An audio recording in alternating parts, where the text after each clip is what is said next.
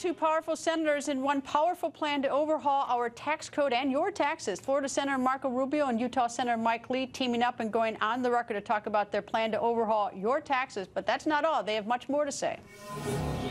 Senators, nice to see both of you. Nice to see you. Likewise. So you have a proposal for tax reform, and let me start first with you, Senator Rubio.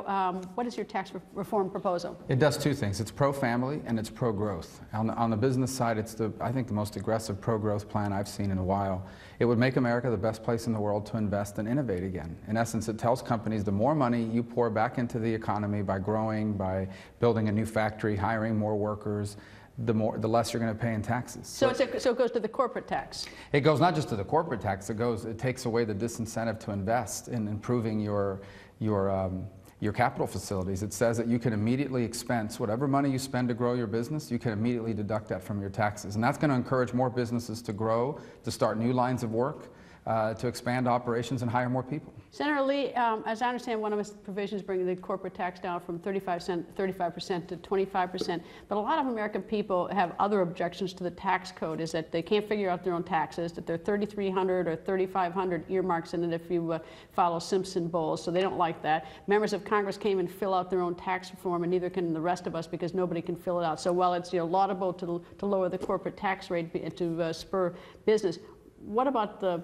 little guy out there? Well, there's a lot in this plan for them. In fact, that's why we wrote this, is to help the little guy on the individual side and on the business side. I mean, look, I sit on the Joint Economic Committee here in Congress, and a few months ago we had an expert who came to testify as a witness. This man had a PhD in the U.S. income tax code. That was his PhD. I feel bad for the guy, but that's where he chose to pursue his doctoral studies. I asked him, do you do your own taxes? He said, no, absolutely not. Why? Well, because there's no way I could ever be sure that I got it right.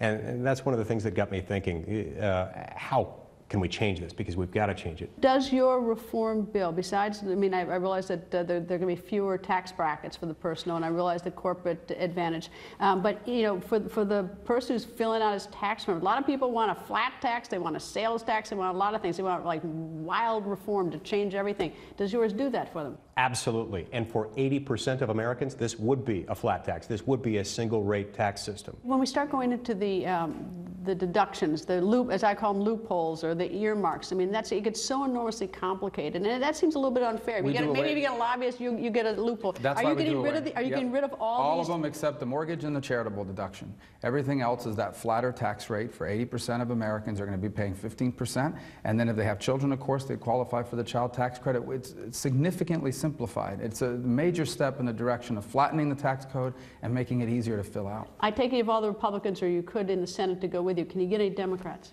Well, I've been in conversations with some Democrats about it, and some of them are very intrigued. We're going to see where we can go with this. All right.